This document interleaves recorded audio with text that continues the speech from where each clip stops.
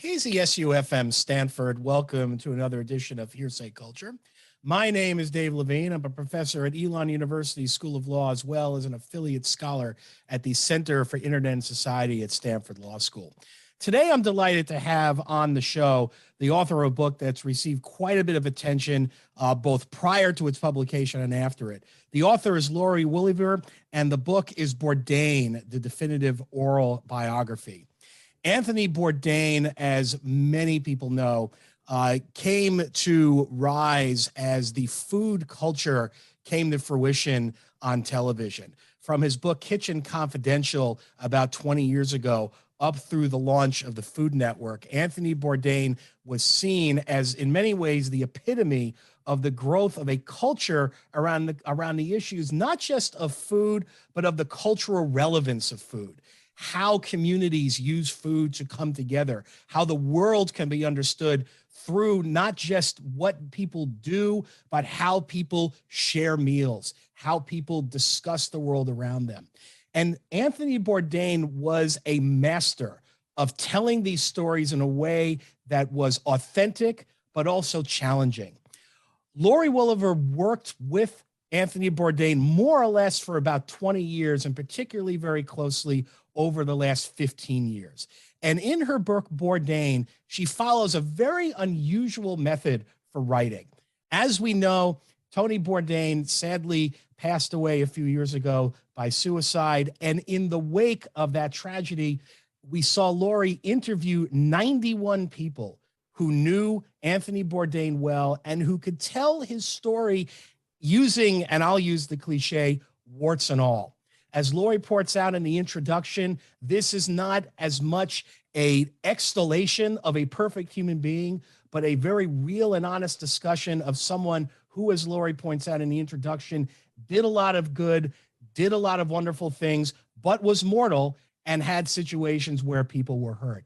Through a very extensive, and we'll talk about this in the interview, process of weaving together 91 people, everyone from Anthony Bourdain's mother to people who knew him in the kitchen to people who knew him on the entertainment side at CNN and the Food Network, we get a very intimate portrait of an individual who lived his life as if what he was doing had to be the center of what people were focusing on.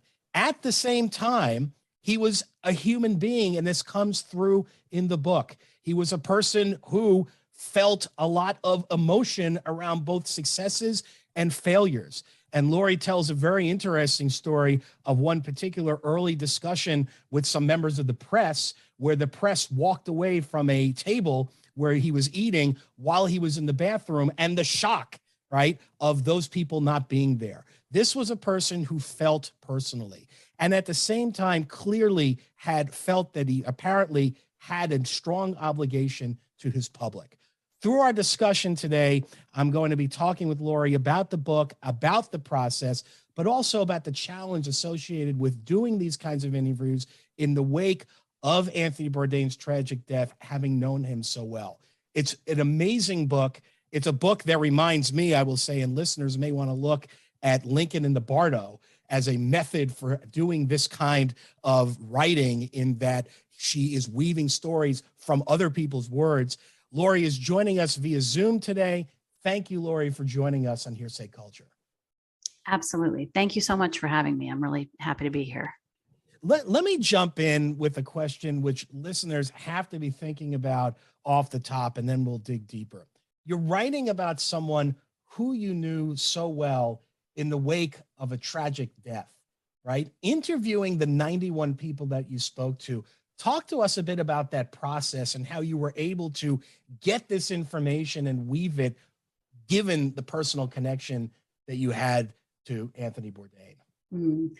Yeah, it was about a 2.5-year process of doing interviews. And, I had the advantage of having worked with Tony as his assistant for close to a decade, and I had known him since 2002. So I had a really good starting place to work from. I knew a lot of the people who I wanted to interview, and those who I didn't know, or I didn't even know that I didn't know them, I was led to them by the people that I did know. And I had, to my credit, I guess, I had built up some trust and some credibility among the people that knew him, so that I think they were more willing to speak to me than they might have been to someone who was just a writer for hire. And there certainly have been those people making efforts to do their own biographical projects around Tony. And I understand he's a huge figure. He's a charismatic person with a tragic and mysterious death, and it is a very compelling story. But I think that, for me, it was important, and for Tony's publisher and his agent and the estate, it was important that someone who had a personal connection be one of the first out of the gate with a story that could be told in an honest and compelling way, with a lot of sympathy, but also very, unsparingly. So it was a difficult process, especially at first. I was in shock and experiencing the grief of the loss, and also the sort of questions about what my future might be. I mean, this was my job for close to 10 years, was working full time and being Tony's assistant. And so when somebody leaves this world, you don't, that's it. That's as far as, taking care of them in that way. So I started out from a place of deep, deep grief and confusion, and not even being sure that I would be able to execute the project. And over the course of many months and ultimately years, I felt that it was part of my grieving process to be able to speak with people who knew him, who could shed light on things that I didn't understand, or tell me stories that I didn't know. And I knew that would translate into a book that, for people who, even if they knew his work very well and felt that they were very well versed in all things Tony Bourdain, I knew there is a lot to be offered in this book that they don't know.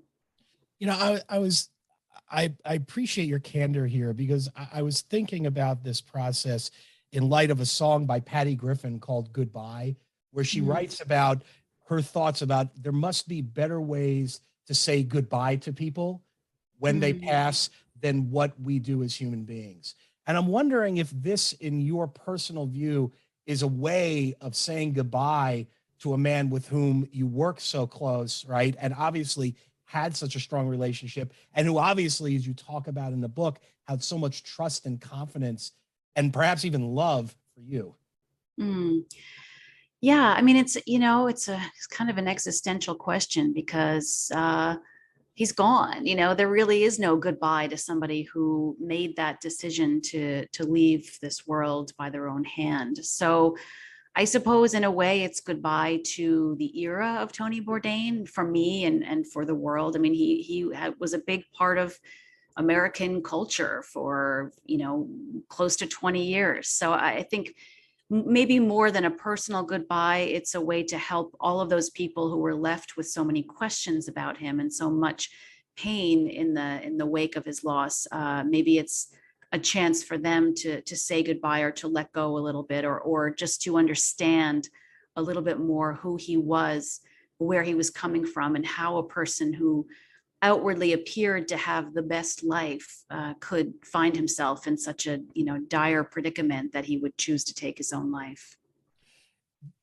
Of course, I wouldn't expect you, nor perhaps would you want to speak for 91 people as to their thinking when you approach them. But I'm curious, from a process and also from a personal perspective, approaching these 91 individuals had to be a challenge in its own right? Because people might not know why you're doing this, or what you're doing, or what your intentions are. And obviously, on the other hand, the breadth of people that you spoke to is really quite remarkable. I'm curious if you could share a little bit more about how you approached people with this project whom you interviewed, right? Because I mean, talking to Anthony Bourdain's late mother might be very different than talking to someone who worked with him in a kitchen for a year or two 15 years ago. Share with us a little bit about how you did that. Well, I would like to think that I approached each person with sensitivity and respect. Certainly, obviously, someone like Tony's mother, whom I spoke with about 3 months after his death, it was very I tried to be very cognizant of the fact that I was approaching a grieving mother, a woman who certainly did not expect her own son to die before the end of her life. So, I got an introduction or sort of I got the go ahead from Tony's brother, Christopher, who spoke with his mother in advance and, sort of let her know what I was doing and that who I was and that I would, treat the subject matter with the respect that it deserved. And so she was willing to speak with me on the phone. I was felt extraordinarily grateful to speak with her. She did die herself in January of 2020. So it was not a sure thing that I would get to include her voice. And I think it's really, really important that she's there. The same for people like Nancy Bourdain, who was Tony's high school sweetheart and became his first wife, and they were married for 20 years. She's a very, very private person. She really, from the time that Tony broke through with Kitchen Confidential, she really did not want to be in the spotlight, never gave a comment to anybody from the press, didn't appear on television, really valued her privacy.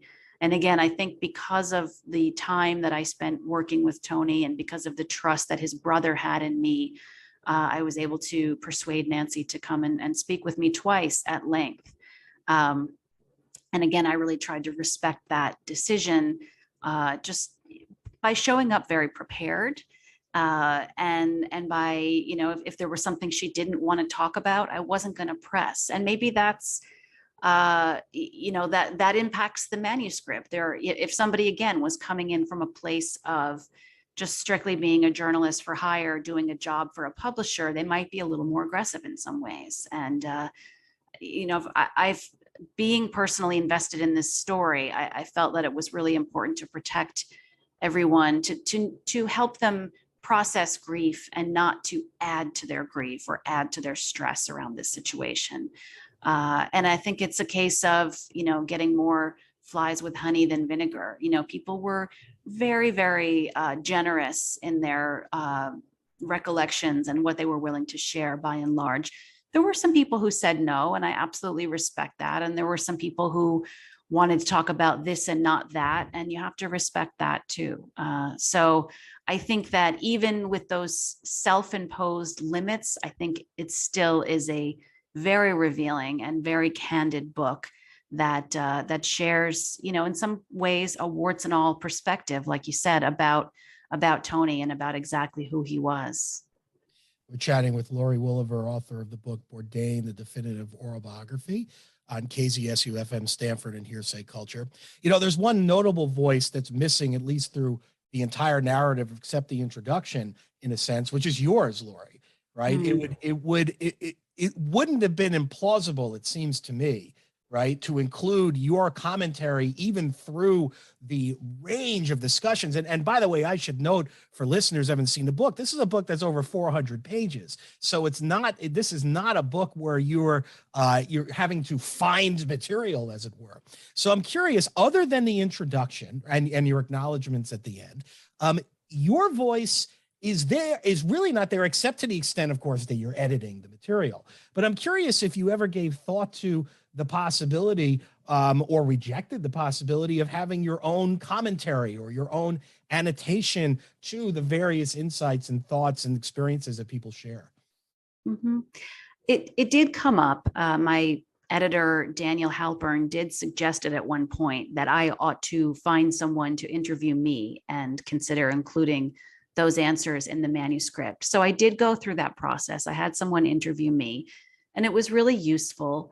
But ultimately, I felt that my memories weren't so important to sort of break that fourth wall in a way. My influence is on every page in having decided who to speak to and what questions to ask them and what parts of the conversation serve the narrative.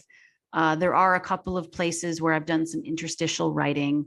I wrote all of the chapter titles, and in fact, I chose the entire structure of the book came from me. So I don't feel that I am missing in this book. And maybe there's one or two stories that that are mine alone that don't make it into the book. But ultimately I felt that, I don't know, it didn't feel exactly right for me to include my own anecdotes in there, but it was a very useful exercise to do. In fact, there was one person I interviewed who I wanted to interview, who was very reluctant to be interviewed. And the way that I kind of softened him up was to say, all right, well, I understand you're on the fence. Would you please interview me? And that would be a big help to me. And in the course of doing that interview of me, he really opened up and talked a lot about his own experience, and then later was comfortable enough to consent to an interview. So it was not a lost cause by any means, but at the end of the day, I felt that I didn't need to insert myself in a different way into this manuscript. It's a, I think a somewhat, remarkable ability to be able to not, right, attempt to influence a story being told at this level of detail, given all of the personal knowledge that you have. And I'm wondering, as we turn to some of the insights that come from the book and the stories, whether in your conversations and in your interviews, you were finding yourself wanting certain kinds of answers or certain kinds of responses, or whether you kind of took the stories as they were. In other words, separating yourself as a writer and an editor versus someone who worked with Tony and knew him so well had to have been a huge challenge when you're interviewing 91 people, some of whom, as you pointed in the introduction, I pointed out, had things to say about Anthony Bourdain, which are not necessarily nice qualities about a person. Yeah, absolutely. Come up, yeah. Well, I really wanted to just let people say what it is they were going to say. I knew Tony's origin story as he wrote it in Kitchen Confidential, and I knew all of the, major points of his career. And I had certainly spent a lot of time reading his books and watching him on television. So I came into it with a lot of knowledge, but I knew that there were a lot of backstories that I didn't know. So I didn't feel a sense of wanting to control that, because it was a process of discovery for me in a lot of ways. There were one or two interviews that I didn't end up including because they were both overwhelmingly negative, and also I did not necessarily believe that the person I was speaking with was a reliable narrator. Knowing the backstory, I knew that there was a lot of just not great intentions. And I did the interview to see what would happen. And ultimately I thought, this is not going to move the story forward. And this is only going to serve this person, again, who I wasn't convinced was a very reliable narrator. So I did make some decisions in that way, but overall, there were people who had mixed experiences with Tony. I mean, some of the guys that he knew from high school and that he spent time with in kitchens in the 80s and 90s, they had a clear love and respect for him. They were devastated by his death. And they also felt free to point out, yeah, this guy kind of left us behind. When he got famous and his life changed, he stopped returning our phone calls, and that hurt our feelings, So, and that's in the book. I mean, I didn't want to gloss that over. There's plenty of people who are saying, very true and kind things about what a great guy he was. But the fact remained is that, in his younger days and at the end of his life, he did hurt people and he did make bad decisions. And, he was somebody, in writing Kitchen Confidential, he was unsparing with others and equally unsparing with himself. He was not afraid to point out his own bad judgment and bad decisions and selfishness and things that he wished he had done differently. So it felt appropriate to include some of those things in this book as well. We're chatting with Laurie Woolever, author of the book Bourdain, the Definitive Oral Biography. Laurie, let's dig into some of these insights and stories.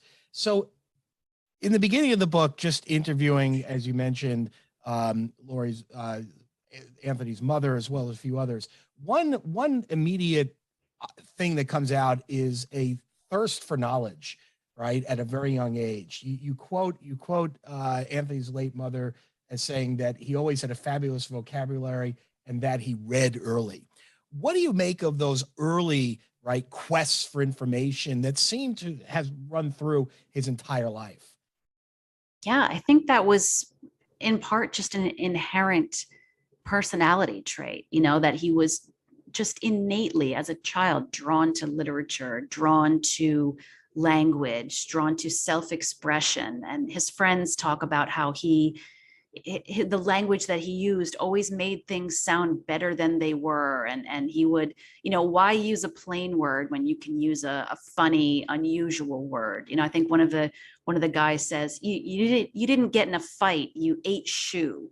He was such a voracious consumer of comic books and crime novels and kung fu films and all of these things with these heightened reality, with a lot of times with their own language, their own vernacular. And he was just a sponge for all of that stuff, and it was, those were forms that he tried to emulate throughout the years. So I think it was just one of those things that you're kind of born with or you're not, the soul of a writer and someone who really delights in language.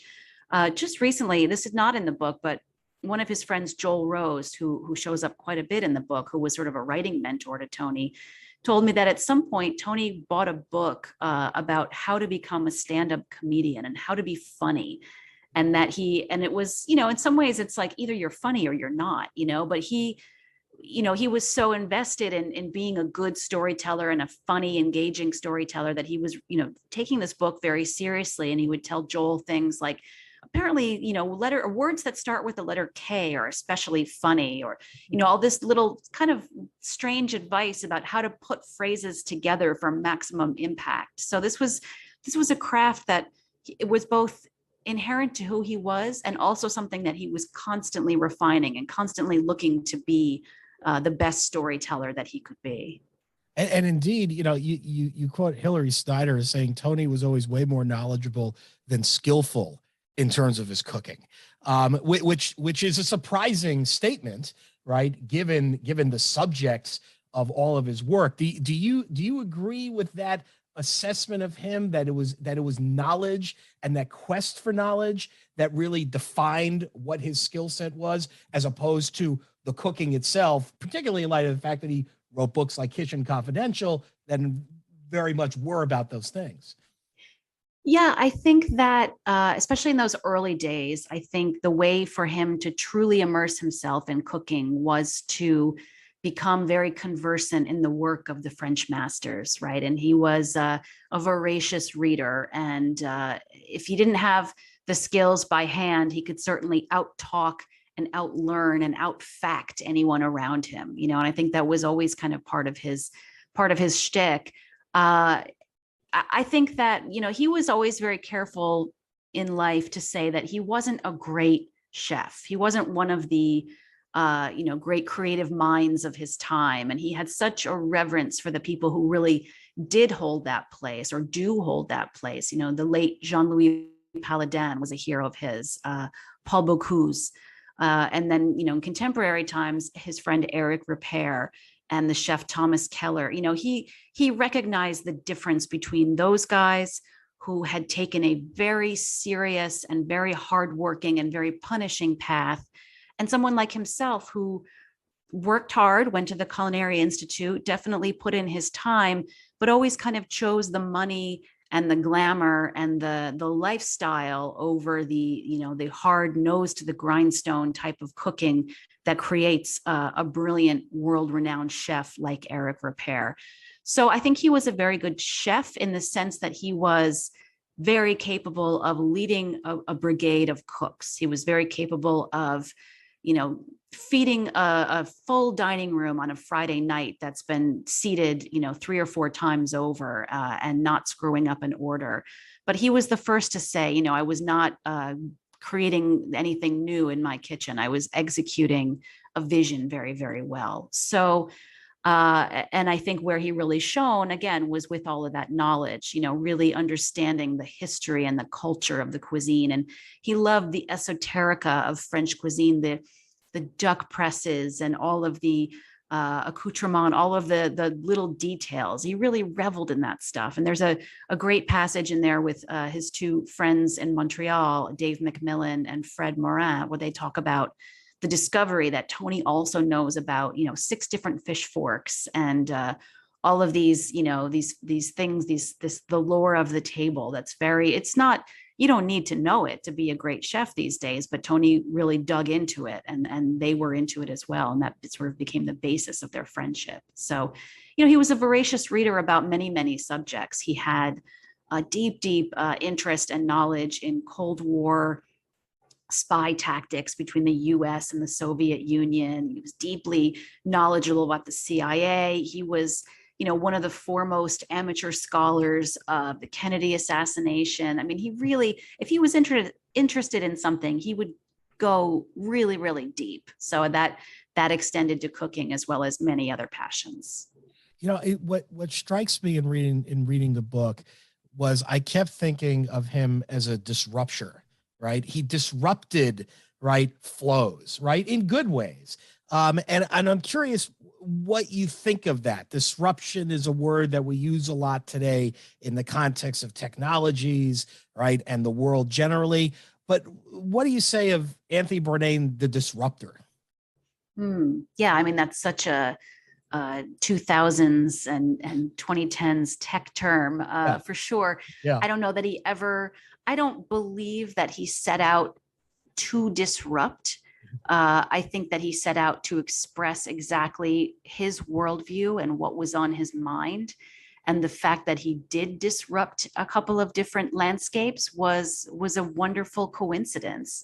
He published Kitchen Confidential in 2000 at a time when food writing was not that, and food media was not that. Everything was very surface level. Everything was very focused on luxury. We were just coming out of the, beautiful, prosperous Clinton years. And it was all about caviar and truffles and champagne and golf courses, and then here was this guy, talking about the seedy underbelly and things that really hadn't been discussed or hadn't been acknowledged in the mainstream for a very long time, arguably since George Orwell's Down and Out in Paris and London, which was absolutely an inspiration for the work that Tony did. So he came along with his worldview at the right place at the right time. And it truly was disruptive. I mean, you talked about that story of, he was invited to some press lunch and he got up to either go use the bathroom or have a smoke. And when he came back, everyone had left the table, and this caused him a lot of hurt feelings. And I think his wife Nancy said, listen, you got to understand, like, you have totally shaken up these people's lives. They were absolutely untouchable, and nobody was looking behind the curtain, and you tore the curtain down. So you have to understand if they don't trust you, or they don't really want to be your friend because you've betrayed them in a way. So I think he also disrupted the television medium. The food and travel television was either dump and stir in a studio, which definitely has its place. And I think a lot of us miss that. And now it's all competitions and it's pretty much just competitions. But there was either, in 2000, it was dump and stir, or there was a little bit of travel. But again, it was very high level, very kind of glossy lifestyles of the rich and famous inspired travel television. And then here was this guy eating the live, the beating heart of a cobra, and spending time in grotty food stalls in Cambodia and Vietnam, and just really subverting the paradigm, so to speak. And again, I don't think he set out to say, I'm going to shake everything up. It was just, this is my worldview. This is what I'm interested in. And I think other people might be interested in it too. We're chatting with Laurie Woolever, author of the book Bourdain, the ultimate oral biography on KZSU-FM, Stanford, and Hearsay Culture. For those of you that listen regularly, you know that KZSU is a nonprofit, non-commercial radio station at Stanford University that requires donations from listeners like you to continue its diverse programming.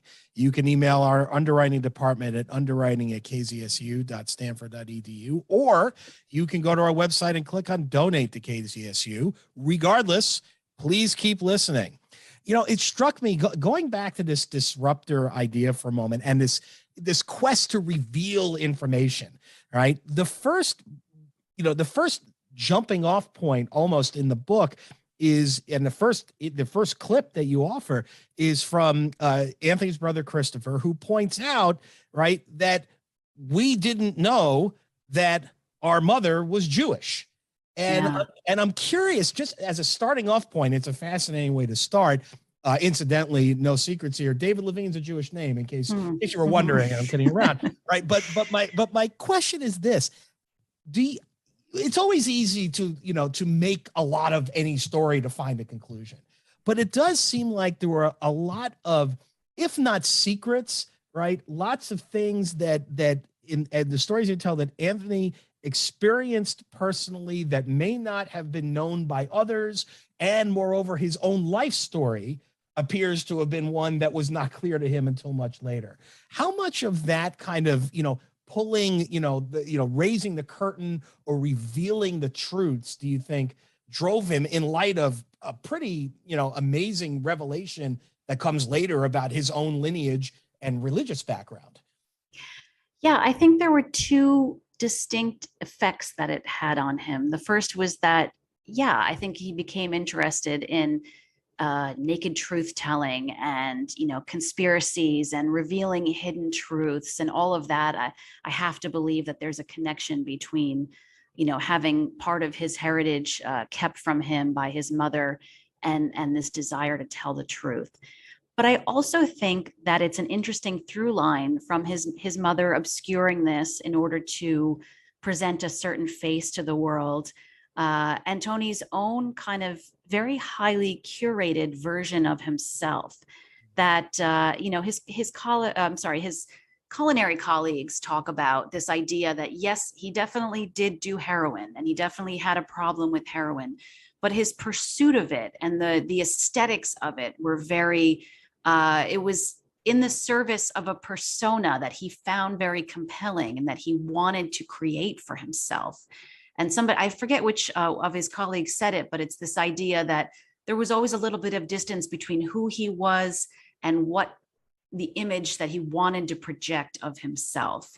And heroin was a part of that. And the music that he was interested was a part of that. And his entire aesthetic, and even to an extent, the decision to leave college and go into the restaurant business, it was much cooler. It was sort of an outsider punk rock pirate ship, choose your cliche, but those were some of the driving forces there. So I think that, there is a parallel there. Another thing that Tony talked to me about before he died, and that comes up in the book as well, is this idea that their family presented outwardly as a successful upper middle class family that was doing well, that undertook a big renovation on their home. They took a couple of very expensive and elaborate trips to France. They had an expensive foreign car. The boys both went to private school. And yet, below the surface, they were really struggling financially. Everything that they put out in the world to present themselves as keeping up with the Joneses came at a great cost. They were constantly in debt to the school tuition, to the orthodontist. They ran out of money when they were renovating their home. And so the front entrance of the house was a disaster, but the rest of everything looked incredible. So I think, again, there's a parallel there.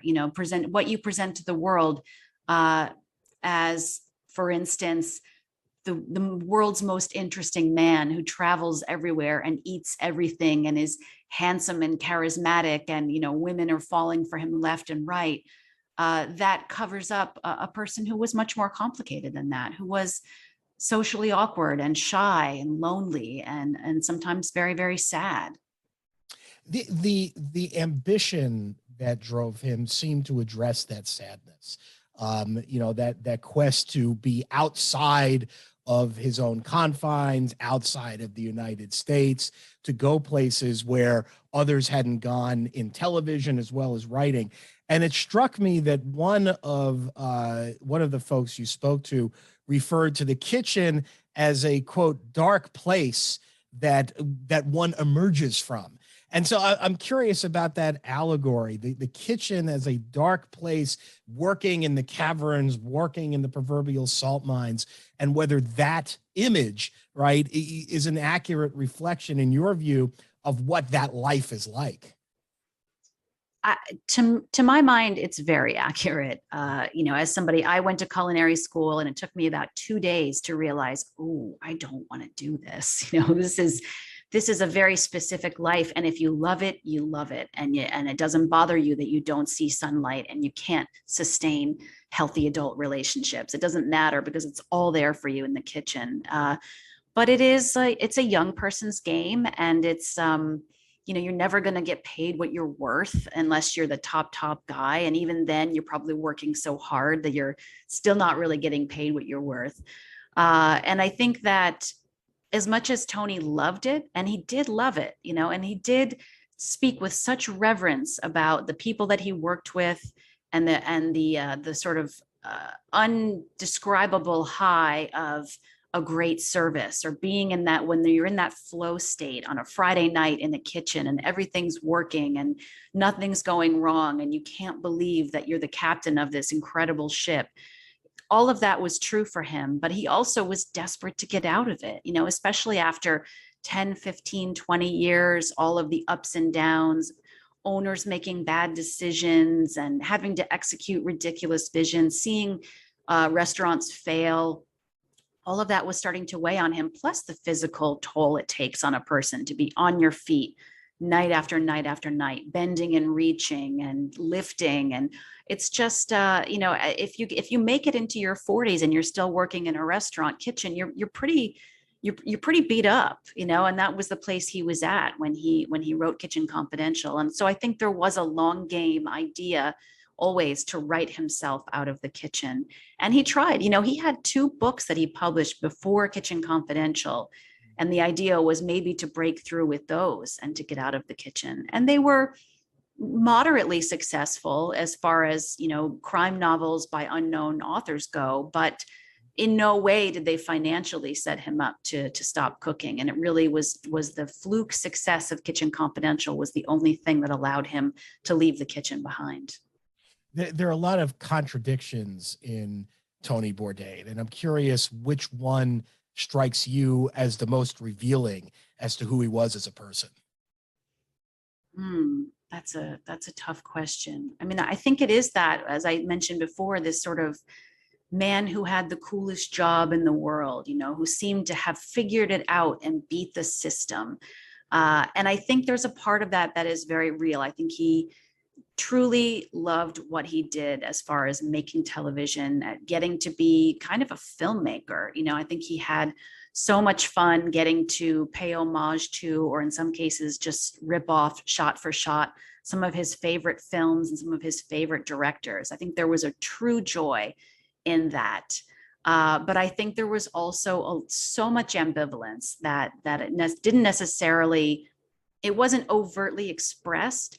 But I think in retrospect, and some of the people that I spoke with in the book say this outright, that it was that ambivalence and that discomfort with being on television that actually made him such a compelling television presence. And I think that really gets at the heart of Tony. He wanted to express himself. He wanted to keep moving forward and to do as much as he could and sort of really hang on to that brass ring. And yet there was this part of him, this older part, that was a little bit embarrassed by the nature of television, by the nature of his own fame. The worst thing in the world was him having to do what he called a dog and pony show, the necessary evil of promoting a new season of television or whatever it was that he had to promote. He knew he had to do it. But it took a lot out of him, to give the same answers to, 20 interviewers in a row or whatever it was. He could do it. Like he was such a pro, but, he would much rather be writing, be doing something original and not having to sort of dance the dance that everyone has to do. We're chatting with Laurie Woolever, author of the book Bourdain. The contradiction that jumped out at me, in addition to the one you mentioned, comes out late in the book, although it's reflected in the book, where one person pointed out that Tony Bourdain could be both self-involved and empathetic, and those definitely strike one as contradictions. And what's your response to that? The self-absorbed empath. Yeah, in his life, I didn't necessarily see it in those terms, but now it seems it's so obvious to me, and it was absolutely my experience. I knew that, and he would say as much about himself. He said, I'm never going to remember people's birthdays. I'm not necessarily going to remember your kids' names, or I'm just not the kind of friend that's going to be there with those details, giving that kind of support as a friend day to day. It's just not possible, given that I am back and forth around the world all the time. I'm just not capable of that kind of friendship. But at the same time, he was extraordinarily empathetic. If somebody went to him and had a problem or had an issue, he would listen. He really understood, and he would offer whatever it was that he could to be helpful. When my marriage was coming apart, I just said to him, listen, I'm having a hard time. I'm going to be moving out of my apartment. And, without a second thought, he was like, I got you. Don't worry about it. If you ever want to talk about it, I've been through it. And, whatever you need in terms of getting, get a good apartment. Don't get just what you think you can afford. I'll help you. He didn't have to do that. I mean, he was paying me well. I had health insurance. I had all kinds of opportunities working for him. And that was just sort of second nature. He was very, very willing to share the wealth. And I think where the empathy really served, not me personally, but the world, is the way that he could go into an interview situation on television and, sit down with people with whom he had very little in common in terms of socio-political, economic, geographic, situations. And he could ask really smart questions because he had taken the time to learn about what was going on with these people's lives, and really listen and really give them the space and the time to talk about what it is to be someone living in, post-Gaddafi Libya, or, Iran, or wherever it was. He really, he was a great listener, because, and not, I think, just because he had to be, just not because it was his job. He could have chosen a much easier job. He could have done the cooking competition thing full time, or just the luxury travel thing. But he really wanted to use his platform to shine a light on a lot of the injustices in the world. Which does lead, Laurie, to another area that I want to focus on, which is his travels throughout the world on Parts Unknown, and his exposure to the worst of humanity.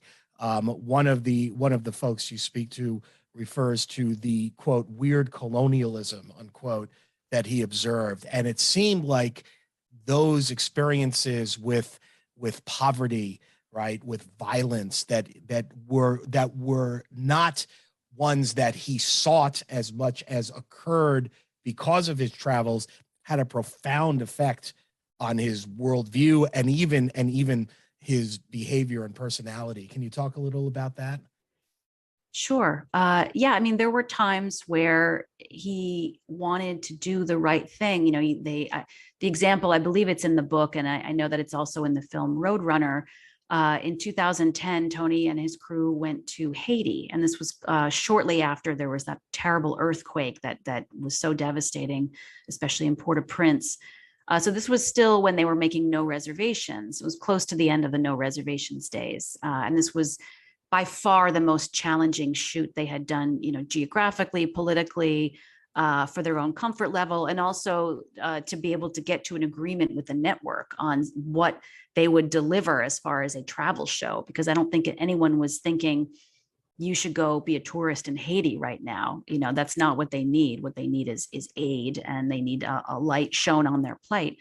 So what happened there was everyone was having a hard time in the wake of the earthquake, and things weren't great for people in Haiti even before that.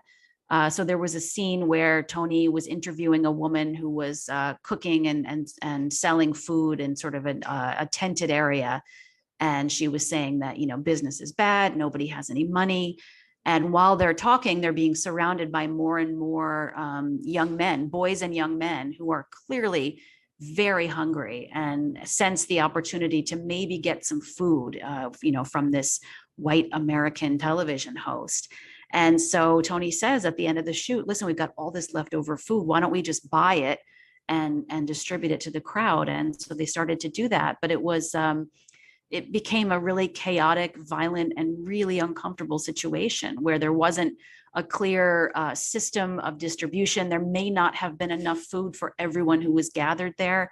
And it got really ugly. And he felt responsible for that. In trying to do something benevolent, it turned into something really, really ugly where kids were getting hit by bigger kids and people still walked away without food. And it was, he felt responsible. There was a similar situation in, I believe it was Mozambique, where they had they were on a train and they were met by children who were really, really hungry and just kind of swarming them, because you see these relatively well-fed looking Western tourists come through and you figure, well, they got to have something. They're going to give me some money. If you're truly at a lack for food, there's a desperation there. So that was always a really painful reality of going to places where, where just finding enough food is a daily concern for people.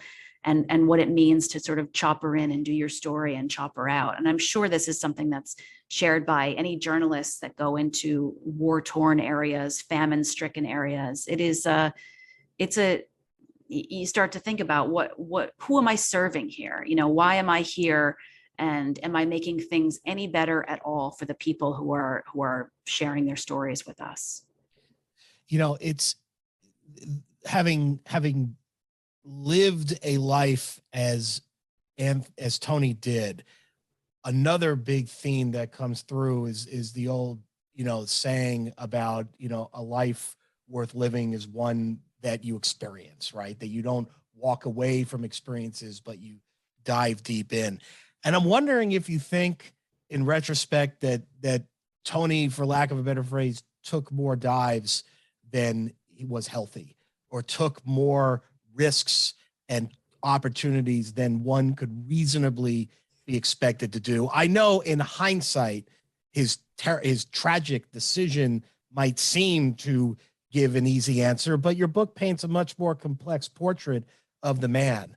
So I'm curious if at the end of it all, he pushed himself too far, or whether you think that he shouldn't have.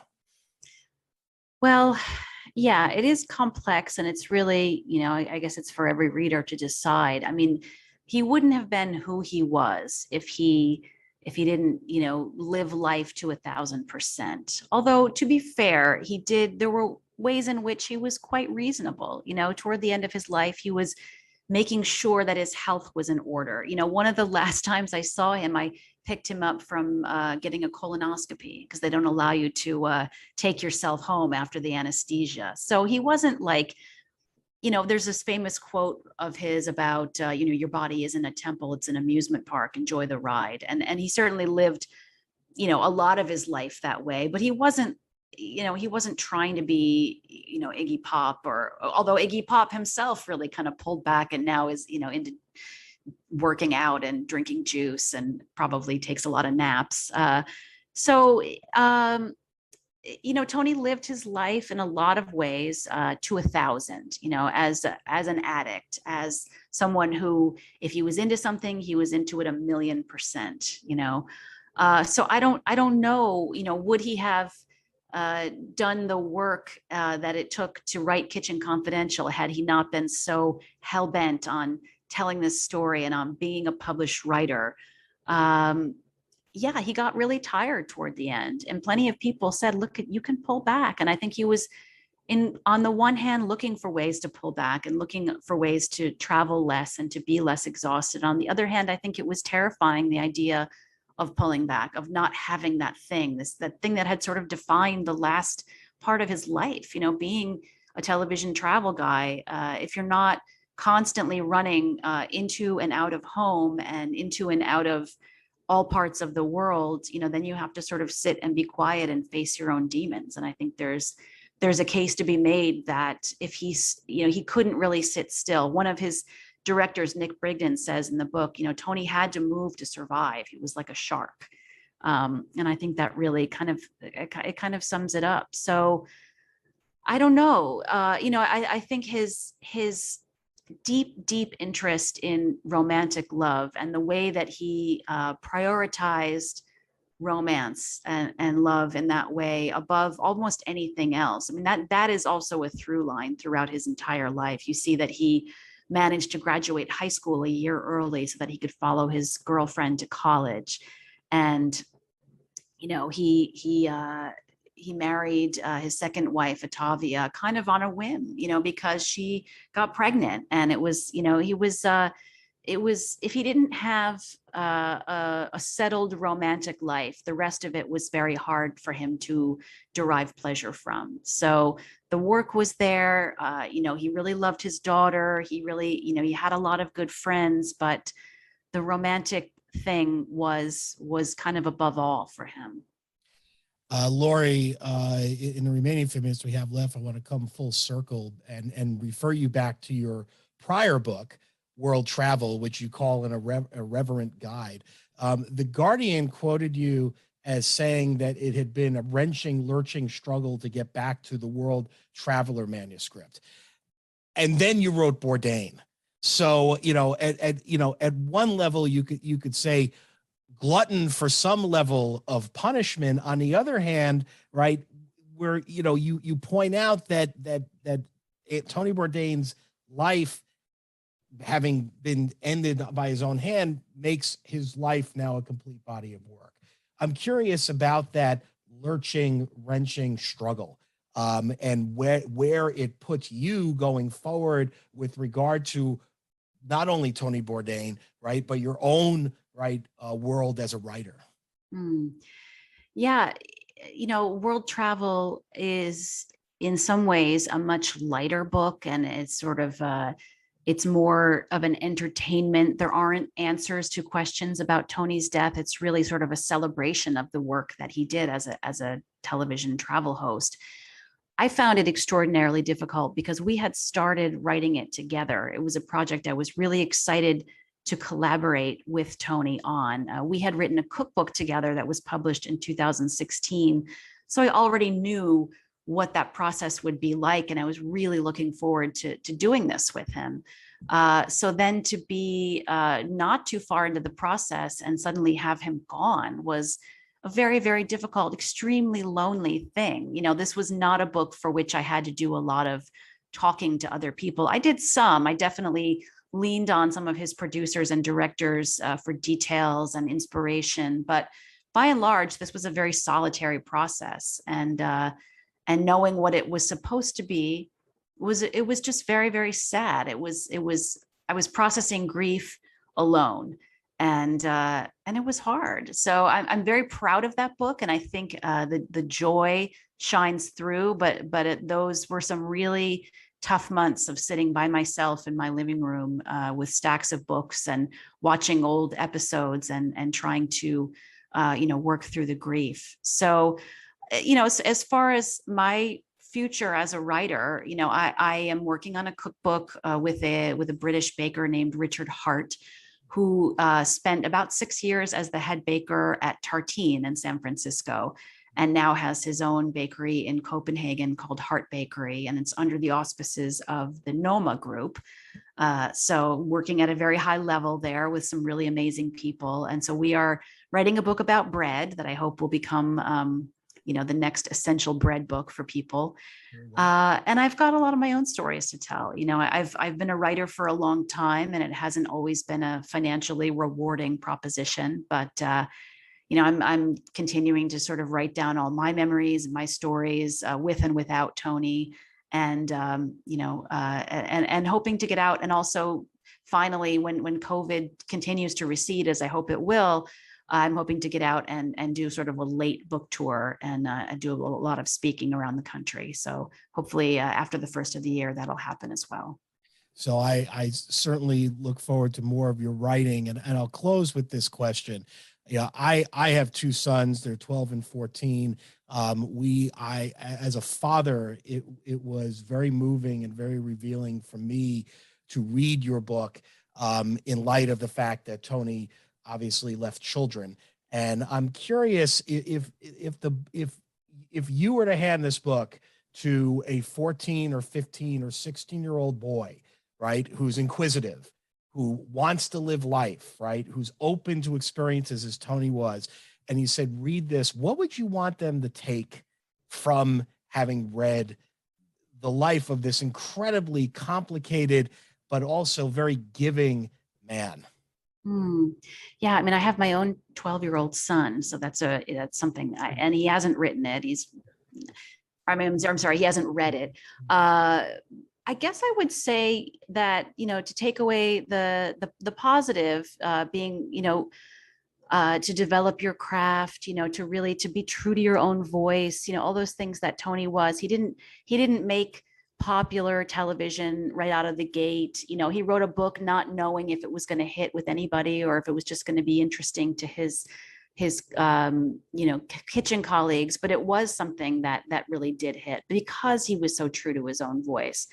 And I guess the cautionary tale side of things would be to recognize that it's okay to ask for help, to recognize that even if somebody looks outwardly like they're really, really thriving, just to recognize that everyone's got their own struggles and their own pain. And again, that's kind of a cliche, but I think it's very true. I think that there's an expectation that if somebody is, looking amazing on Instagram or has a success, it doesn't mean that they're not a sensitive person with struggles. And I think that can make us feel a little bit better and more comfortable about our own discomfort and our own struggles in the world. Laurie Woolever, author of the book Bourdain, the Definitive Oral Biography, published by HarperCollins. Thank you so much for your candor. Thank you for your work. Thank you for helping us understand Tony Bourdain. And I am grateful for you spending time today with my listeners on Hearsay Culture. Absolutely. Thank you so much for having me. You've been listening to Hearsay Culture, which is on Fridays at 3 p.m. Pacific time right now on KZSU. As always, you could find out more about the show by going to hearsayculture.com and look for exciting expansion of the program coming into 2022. Thank you for tuning in today to the show. Thank you for tuning in to KZSU. Please stay tuned for more diverse programming and have a great day.